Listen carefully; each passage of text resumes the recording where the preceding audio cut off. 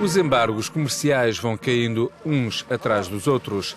A visita oficial de Raúl Castro à França é mais um exemplo da nova realidade nas relações entre Cuba e a Europa, entre Cuba e o mundo. Não faltam momentos simbólicos. Em agosto de 2015 houve outro. A bandeira americana voltou a ser hasteada no Malecón de Havana. 8 meses antes, Barack Obama e Raúl Castro anunciavam a normalização das relações entre os Estados Unidos e Cuba. A Revolução Cubana caminha para uma nova etapa, de forma gradual e a duas velocidades.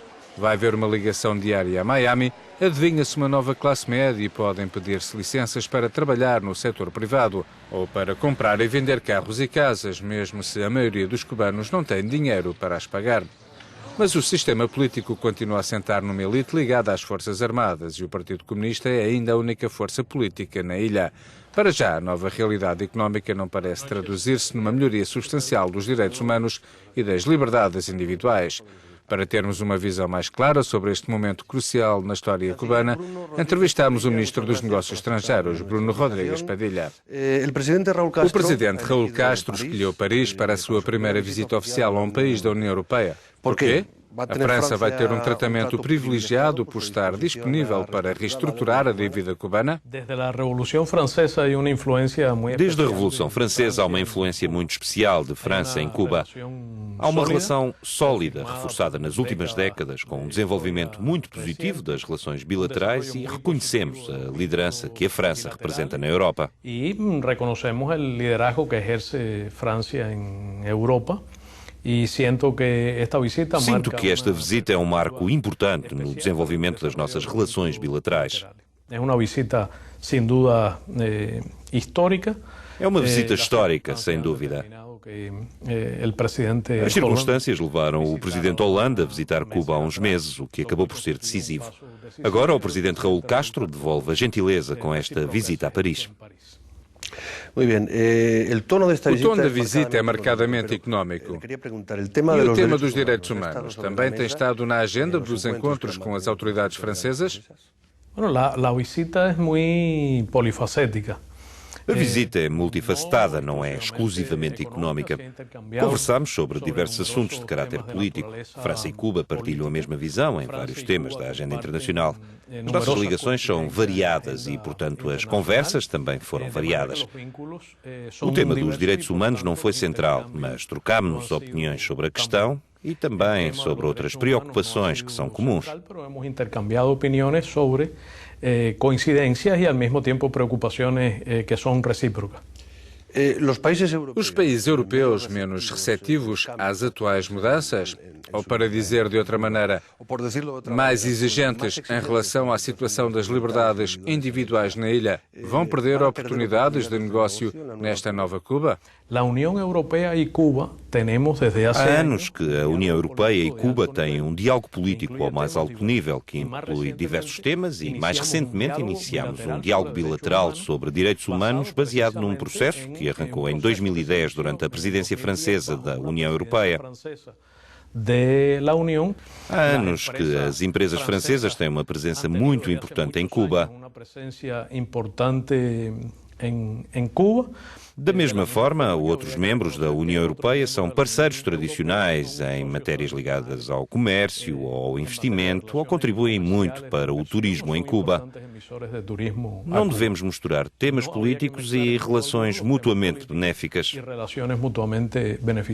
Em dezembro de 2014, Barack Obama e Raúl Castro anunciaram o início da normalização das relações entre Cuba e os Estados Unidos. Desde então, temos visto muitos gestos simbólicos, mas talvez não tantos avanços concretos e tangíveis. Houve um excesso de otimismo? Quizás ha habido excesso de optimismo. Não lo creio. Não creio. O anúncio de 17 de dezembro foi uma surpresa e foi, sem dúvida, importante. Foi insólito para o mundo escutar o presidente dos Estados Unidos da América reconhecer que a política dos últimos 50 anos tinha falhado, tinha provocado danos humanitários ao nosso povo. Fallida, que ha provocado daño humanitario a nuestro pueblo. Na realidade, foi nesse momento que começaram as discussões que levaram ao restabelecimento das relações diplomáticas e à reabertura das embaixadas, o que ocorreu no verão. Sinto que há progressos no diálogo e na cooperação em vários temas de interesse bilateral comum. Mas apesar da adoção de algumas medidas positivas, sentimos que os avanços têm sido muito limitados no que diz respeito ao embargo, onde não vemos avanços tangíveis. Com a modificação da aplicação do bloqueio, é onde nós não apreciamos avanços tangíveis. Washington deu-lhes uma data para o fim das sanções? Acredita que Obama vai anunciá-lo antes de deixar a Casa Branca? É difícil dizer-lo. É difícil dizer. O embargo é o grande tema. A forma como será modificado com vista à sua eliminação irá determinar o sentido e o alcance do processo em curso entre os Estados Unidos e Cuba. Obviamente, não haverá normalização sem o fim completo do bloqueio, o que exige uma decisão do Congresso. O presidente dos Estados Unidos mantém uma autoridade executiva muito ampla e, se decidir usá-la com determinação, poderá mudar substancialmente a aplicação do embargo. Se decidir usá-las com determinação, poderia modificar muito substancialmente a aplicação do bloqueio. Este é um ano de eleições nos Estados Unidos. O novo executivo de Washington pode afetar o gelo? Qual é o melhor candidato para Cuba? Em uma democracia funcional. Numa democracia funcional, qualquer candidato que seja eleito deveria seguir os ditames dos eleitores, os desejos dos votantes, a vontade das pessoas que pagam impostos. Hoje, ninguém coloca em causa a existência de uma ampla maioria em todos os setores da sociedade norte-americana que está a favor do fim de uma política com raízes na Guerra Fria e que não produziu qualquer resultado, à parte de ter provocado danos humanitários consideráveis a todas as famílias cubanas. No entanto, temos de reconhecer que há diferenças entre os candidatos. Qualquer um deles ou delas, sem dúvida alguma, vai encontrar uma situação nova e sem precedentes entre os Estados Unidos e Cuba, pois trata-se de estabelecer relações totalmente novas. E Cuba. Em Cuba, temem que o fim do embargo provoque uma americanização da cultura cubana que, de alguma forma, coloque em perigo a transição tranquila desejada por Havana? Não seria possível. Isso não seria possível. Cuba foi uma colónia de Espanha e emergiu como uma nação com uma forte identidade. A cultura cubana tem uma força e uma originalidade consideráveis. Os cubanos são cubanos. Uma relação normal com os Estados Unidos seria completamente natural. Há vínculos culturais. Há uma relação tradicional entre os povos dos Estados Unidos e de Cuba, apesar das relações conflituosas entre os governos. Apesar das relações de conflito entre ambos governos. Claramente, a nossa cultura irá proteger a nossa identidade, porque não faria sentido que, depois de uma longa luta de 50 anos, Cuba acabe com uma economia controlada por multinacionais norte-americanas ou de outro lado qualquer. A outra frente diplomática que Cuba tem aberta é com a União Europeia. As negociações sobre um acordo de cooperação arrancaram em 2014. Cuba é o único país da América Latina e das Caraíbas com o qual a União Europeia não tem um acordo bilateral. Como estão a decorrer as negociações? Estão a correr bem, ao ritmo habitual em negociações desta natureza. Sinto que há progressos. Noto que a União Europeia compreende cada vez mais como é que poderá ser a sua relação com Cuba. Ouço alguns representantes da União Europeia que acreditam que as negociações podem ser concluídas no curto prazo. Mas, obviamente, a União Europeia deveria tomar as suas próprias decisões em relação a velhas políticas que já não fazem sentido, mas que são irritantes do ponto de vista jurídico. Sinto que, se chegarmos a compromissos nos temas que faltam, as coisas podem avançar rapidamente. Acredita que esse entendimento com a União Europeia vai chegar antes do fim do embargo? Esse acordo ditará o fim da chamada posição comum? Creio que se referia a isso quando falou de posturas irritantes. Expliquemos o que é a posição comum. Trata-se da política adotada pela União Europeia em 1996, que condiciona o diálogo aos avanços em matéria de direitos humanos e liberdades. É difícil saber quando terminará o bloqueio. É difícil saber quando vai terminar o bloqueio americano a Cuba. A Assembleia Geral das Nações Unidas, a União Africana, os acordos entre a Comunidade de Estados Latino-Americanos e Caribenhos e a União Europeia reclamam o fim imediato e incondicional do bloqueio. Imediata e incondicionalmente. Os acontecimentos na sociedade norte-americana vão determinar o ritmo desse processo. Por isso é difícil fazer comparações. A chamada posição comum, que quase ninguém se lembra hoje em dia, estabeleceu condicionalismos que são parte do passado. Desde 1996, Cuba assinou acordos ou declarações praticamente com todos os governos da União Europeia que estabelecem exatamente o contrário do sentido unilateral e do estabelecimento de condições, como pretendia aquele velho documento. Um documento que se quis impor de forma rápida, apressada e com uma clara motivação política. Que pretendió aquel viejo documento que se sabe que se impuso de maneira rápida, apresurada, com clara motivação política. O processo de reformas acelerou desde 2011, mas das 313 medidas originais só foram implementadas cerca de 21%. As restantes estão ainda em processo. O que está a travar a sua aplicação? Deixe-me dar-lhe um dado. Em 2015, registaram-se menos trabalhadores privados do que em 2014. Não me parece que a sua fonte de informação esteja correta. É um documento do Partido Comunista Cubano. Sim, mas esse documento não diz que 21% das políticas tenham sido implementadas. Diz que foram executadas, de forma que se podem dar por concluídos os objetivos a que se propuseram com aqueles 21% de decisões de natureza económica e social. A mim parece-me que este é um processo que funciona bem.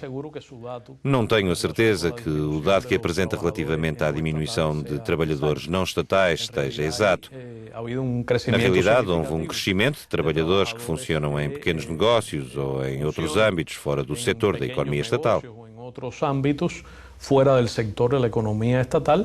Precisamente, em que modelo se inspira Cuba para combinar, entre aspas, medidas capitalistas como economia planificada dentro de um sistema politicamente hermético? Na China? Ou Havana tem a sua própria via, a sua própria fórmula? Há diferentes experiências no mundo, diferentes referências. O modelo cubano é e tem necessariamente de ser original. Escolhemos as melhores experiências. Temos estudado outros processos socialistas e temos estudado também outros processos de desenvolvimento de outros países e estamos a criar o nosso próprio modelo baseado na nossa própria experiência e nas nossas próprias propriedades, de maneira que é certo que é um modelo que toma em consideração elementos de mercado, mas que vai preservar uma economia socialista. Pero que preservará uma economia socialista. Os processos abertos com os Estados Unidos e com a União Europeia de que falamos e as próprias reformas internas parecem ter uma repercussão moderada no tema dos direitos humanos. Por que é que se impede os cidadãos cubanos não violentos, como as damas de branco, de se manifestarem livremente?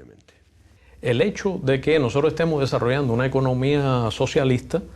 O facto de estarmos a desenvolver uma economia socialista não implica de modo algum nenhuma restrição na possibilidade de trabalhar com base em interesses económicos conjuntos, de desenvolver associações económicas com empresas mistas. Em relação ao modelo político cubano e aos direitos humanos, é verdade que há percepções distintas. Mas posso refutar que se impeçam pessoas como as que menciona de se manifestarem pacificamente. E, na verdade, fazem-no com muita frequência.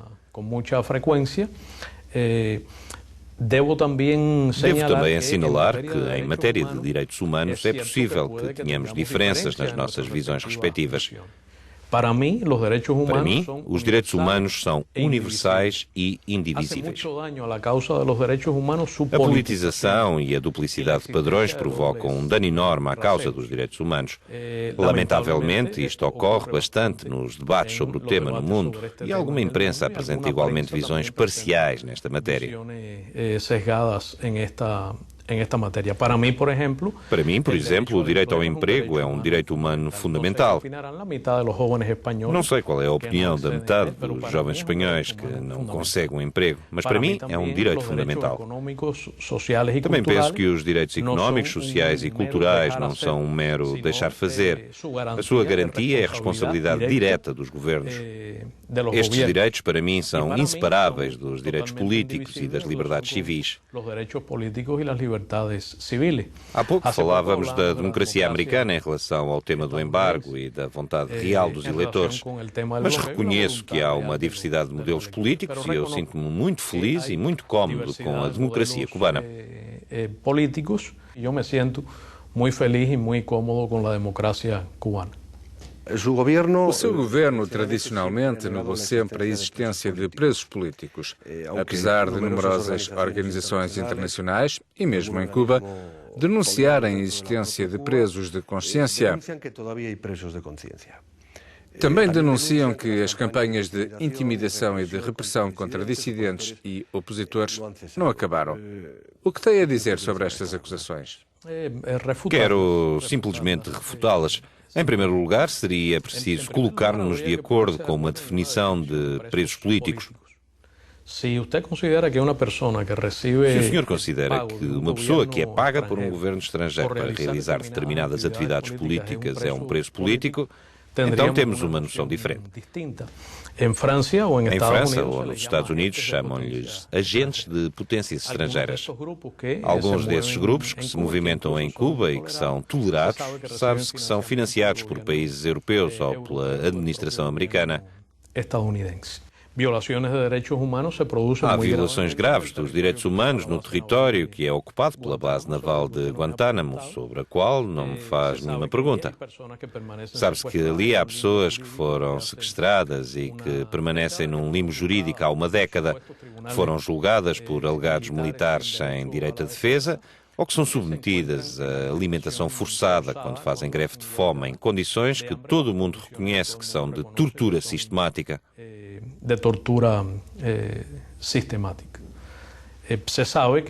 Sabe-se que alguns países enfrentaram situações diversas nesta matéria em relação ao rapto destas pessoas, ou às prisões secretas ou ilegais por onde passaram os prisioneiros antes de serem levados para Guantánamo.